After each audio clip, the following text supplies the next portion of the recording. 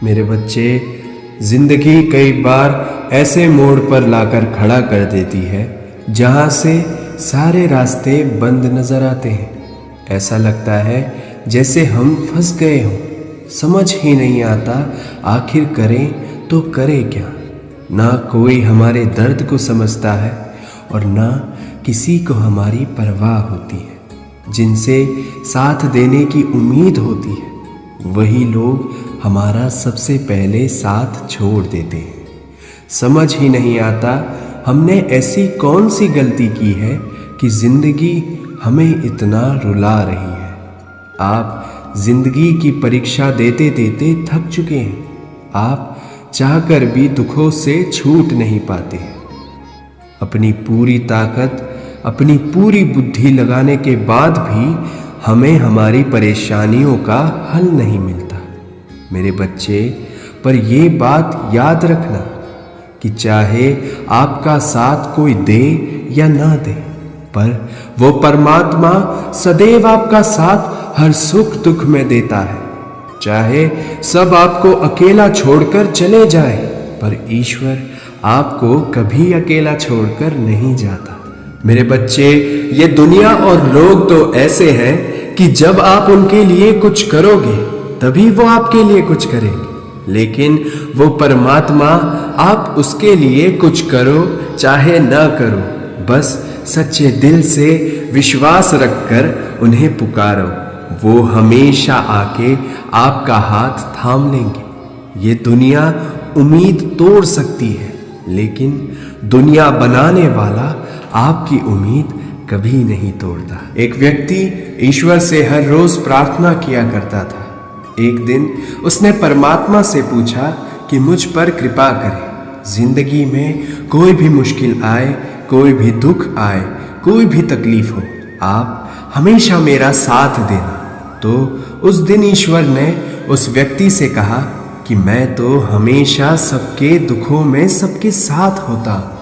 तो उस व्यक्ति ने ईश्वर से पूछा कि मुझे कैसे पता चलेगा कि आप हर दुख में मेरे साथ चलते हैं। तो उस दिन ईश्वर ने कहा, अब तुम जहां भी चलोगे तुम्हारे कदमों के साथ 2 कदमों के निशान और भी बनेंगे, और वो दोनों कदम मेरे होंगे। वो व्यक्ति बहुत खुश हो गया कि अब हर दुख की घड़ी में परमात्मा मुझे संभाल लेंगे। परंतु कुछ दिनों बाद उसने ये गौर किया कि जब सब कुछ ठीक होता है, जिंदगी में सुकून की घड़ियां होती हैं, तो 4 पैरों के निशान बनते हैं। लेकिन जिंदगी में जब कोई दुख आता है, कोई तकलीफ आती है, तब सिर्फ 2 पैरों के निशान बनते हैं। वो बहुत उदास हो गया कि जब सुख होता है तब परमात्मा मेरे साथ रहते हैं, किंतु जब दुख आता है तब वो भी मुझे छोड़कर चले जाते हैं। उस दिन उसने प्रार्थना में परमात्मा से शिकायत की कि मैंने सुना था दुख के समय दुनिया साथ छोड़ देती है, लेकिन ईश्वर आपका साथ कभी नहीं छोड़ता। लेकिन मेरी जिंदगी में जब दुख आया तो आपने मेरा साथ क्यों छोड़ दिया? जब मेरी जिंदगी में सुख होता है तब 4 कदमों के निशान बनते हैं, और जब दुख होता है तब केवल 2 ही कदमों के निशान बनते हैं।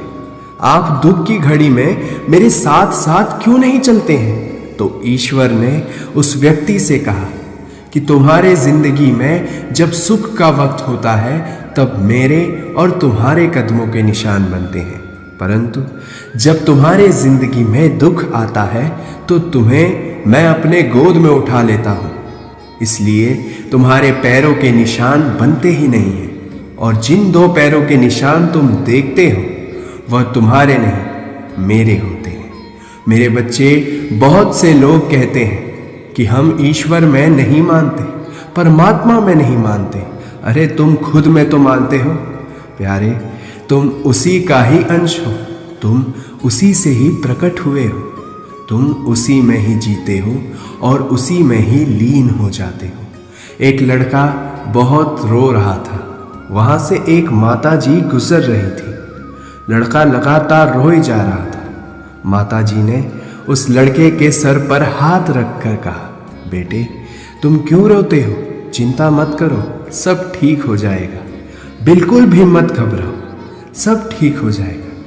तो यह लड़का कहने लगा, अरे मैं इसलिए तो रो रहा हूं कि उस ईश्वर ने, उस परमात्मा ने मेरी जिंदगी में सब ठीक कर दिया है।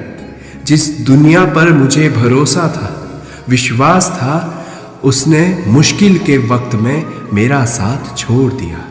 और जिस ईश्वर को मैंने कभी याद भी नहीं किया था, मैंने अपनी जिंदगी में भुला दिया था।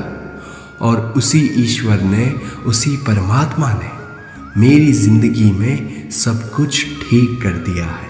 बस उनकी करुणा और प्रेम के वजह से ही आज मेरी आंखों में आंसू आ गए कि मैं इस लायक नहीं हूं, लेकिन फिर भी परमात्मा ने हमेशा मेरा साथ दिया, मेरे हर दुख को दूर किया। मेरे बच्चे, ईश्वर हमारे दिल की बात को सुनकर सब कुछ समझ जाते हैं कि हमें क्या चाहिए। लेकिन कई बार ईश्वर हमें वो नहीं देते जो हम मांगते हैं, परंतु वो देते हैं जिसमें हमारी भलाई छुपी होती है। जैसे एक छोटा बच्चा जिद करता है चाकू से खेलने के लिए, और उसकी माँ उसे चाकू नहीं देती। वह बच्चा रोने लगता है, पर उसकी माँ उसे चाकू फिर भी नहीं देती, क्योंकि वो जानती है कि इससे मेरे बच्चे को नुकसान पहुंचेगा। उसी प्रकार जिस चीज के लिए हम रोते रहते हैं, परंतु परमात्मा हमें वो नहीं देता, क्योंकि वो जानते हैं जो हम मांगने की जिद कर रहे हैं वो हमारे लिए सही नहीं है। कई लोग ईश्वर से प्रार्थना में बहुत कुछ मांगते हैं, किंतु जब वो उन्हें नहीं मिलता तो वो कहते हैं कोई ईश्वर नहीं है। आपकी मांगे पूरे होने या ना होने से ये सिद्ध नहीं हो जाता कि परमात्मा है या नहीं। आप सांस ले रहे हैं, आप जी रहे हैं, आपको ये खूबसूरत जिंदगी मिली है। इसी से ये प्रमाण मिलता है कि ईश्वर हमेशा आपके साथ है। हम में तो इतनी भी ताकत नहीं कि सांस भी खुद ले सके। वो तो ईश्वर ने ऐसी व्यवस्था कर दी है कि हमारी सांसें अपने आप चलती हैं। सिर्फ सांस लेने जैसा एक छोटा सा काम हमारे ऊपर आ जाए तो हमारी जिंदगी खतरे में पड़ जाए, हम एक दिन भी जिंदा नहीं रह सकेंगे।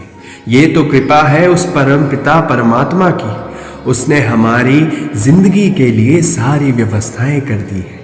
मेरे बच्चे, जो लोग ईश्वर में विश्वास रखते हैं वो स्वयं में भी विश्वास रखते हैं। जिसे ईश्वर में विश्वास होता है वो बड़े से बड़े संकट के समय में भी, दुख के समय में भी घबराता नहीं है। बड़े से बड़ा दुख भी उसके हौसले को नहीं तोड़ पाता, उसके विश्वास को नहीं तोड़ पाता। इसलिए दुनिया जब आपका साथ छोड़ दे तो एक बार सच्चे दिल से उस परमात्मा को पुकारना, तब यकीन मानना वो तुम्हारा हाथ थामने के लिए जरूर आएंगे।